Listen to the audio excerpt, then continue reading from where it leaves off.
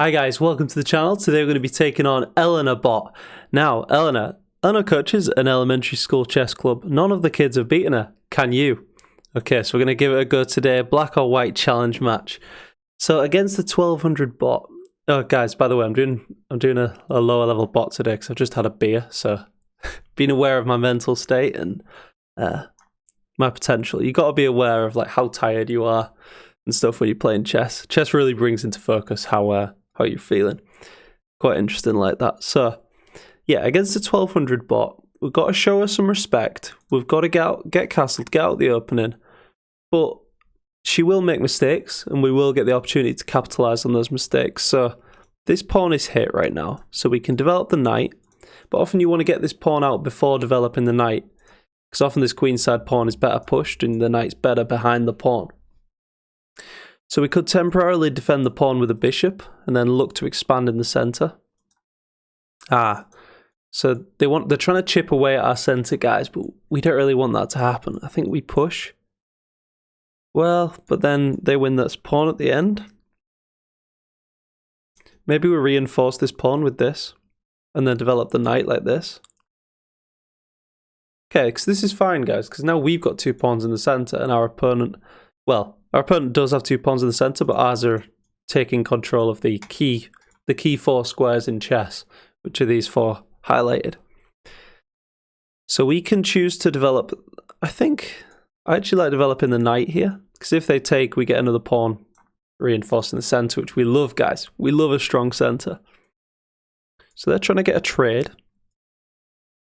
Now, in this is one of them situations where if we take, they develop a piece, whereas if we let them take, we develop a piece.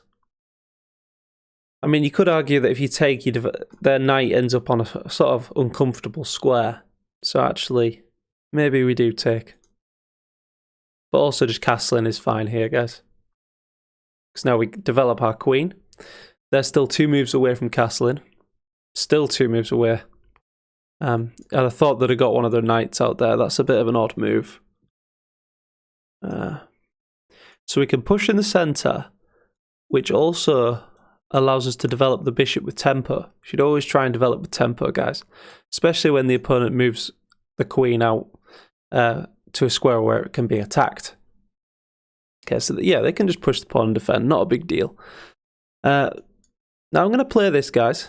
It doesn't seem like it does much right now. I know there's pawns in the way, but long term we are lining up our rook with their queen, and often like you can't even imagine at this point the amount of ways in which potentially this could be an issue for our opponent. So I'm looking at this instantly because it just threatens the knight, so they can't take. Otherwise we take the knight. Seems like right. Bit confused there, guys. Don't think that's fair to a 1200. I think most 1200s would have seen that tactic. So now if we push towards the centre, if they take, we take, we've got to, well, we just win the queen. So this is what I was talking about before with the rook opposite the queen being an alignment issue, and Elena wisely steps out of the way of this potential pin in the future. I'm also loving the fact that this is an alignment issue with the queen. All sorts of long-term threats we've got on the queen.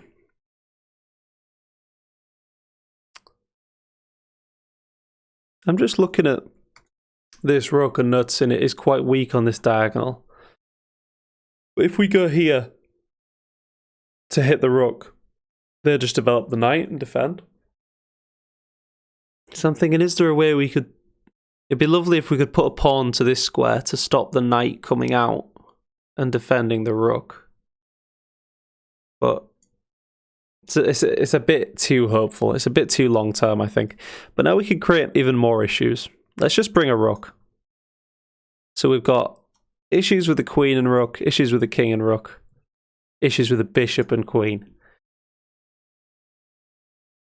So how do we open things up and explode this long term, this tension we've got? So this is a move. Also this. Looking to play that. I think just this straight away. Let's just hit the queen, guys. I mean, if we trade... I don't really like the trade. I think we've got such a strong position.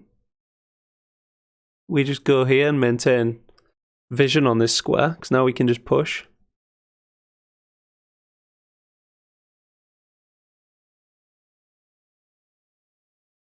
Or we can look to reinforce. This is just going to be so strong. They're going to have to try and undermine this pawn at some point with a move like f6. Okay. So I'm liking the fact if we play this, this bishop could maybe get in. So they're just giving us a pawn here to try and get some activity. I don't know. Don't know what this move does. Let's take the pawn. Okay, so Elena, I said a while back Elena should have developed her knight, and now she can't because our pawns are so far advanced. They're restricting the knight's squares. So this would hit the rook, hit the queen.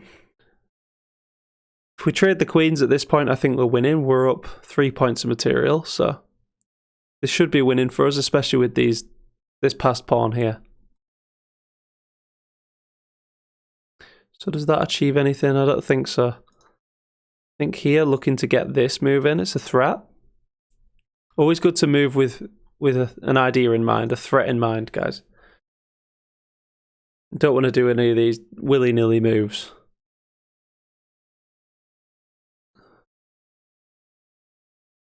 So we can take en passant if we like, but I don't like. I like the fact these pawns are a long-term threat for promotion. And if we take, they get their knight out. So taking would be awful here. So we could do that, threatening this. Like I said, good to move with threats in mind. Bang. Okay, so we can just take the pawn. And now this is a threat which would win the rook. So they get the rook out the way. Now we can jump the knight here. We can also just check and lodge the rook in here. Let's see what they do. Surely not. I was going to say, surely not king up. So we can go check and look to target this pawn.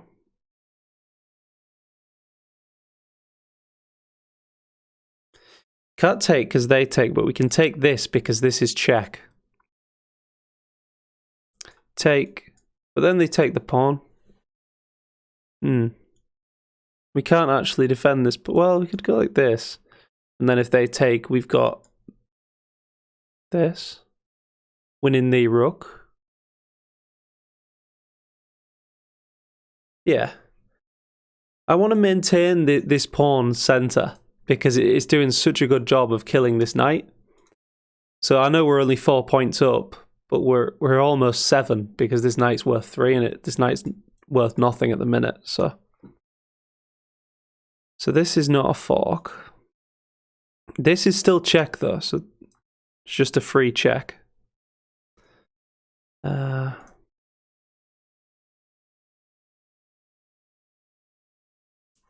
If we go here, we give them the option to remove their terrible knight for our powerful knight. So it's not something we really want to do.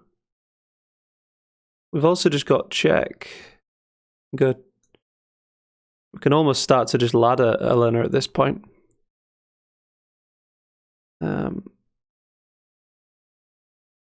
So if we move this out of the way, we can just get this, and then it's almost mate.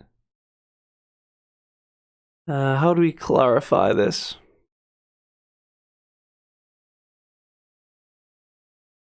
Let's win this pawn. Hit the rook. Nice little fork there, just winning a pawn. And let's push this pawn, so this is going to be solid in the future in case the king ever moves. Or it's just a solid structure long term. So now we're looking to move this pawn and therefore hit the rook. So therefore we need to move the knight first. Where do we jump the knight? Not really a good square. This looks solid, because this just threatens mate. So this stop the mate. We've got check. Let's try that.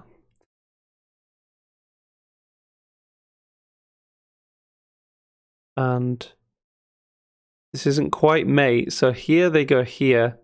We go... Yeah, it's not quite mate. But then we get that.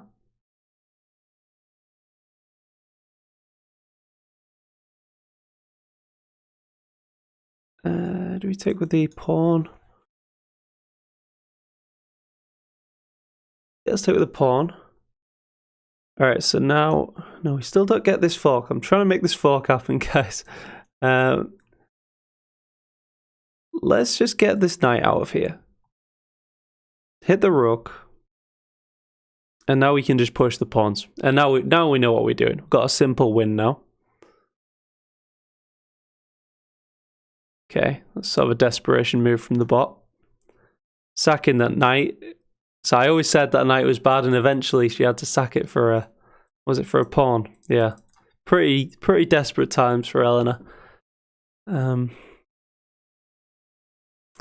what are they threatening? This isn't check, so we just no, we don't promote. We go here first, and then we promote with check, which is always nice. So we've got two things now. We can give a check, and then king goes here. We give a check, and it deflects the king away from the defense of the rook. So that would be a deflection tactic. We've also got another tactic, which is what was I going to say? Oh, attacking the pinned piece. So this rook is pinned, so we can just go like this, and it cannot move. So that's simplest, right? Just check. We've got a cheeky checkmate there, guys. Thanks for watching. That's how you beat Elena Bot.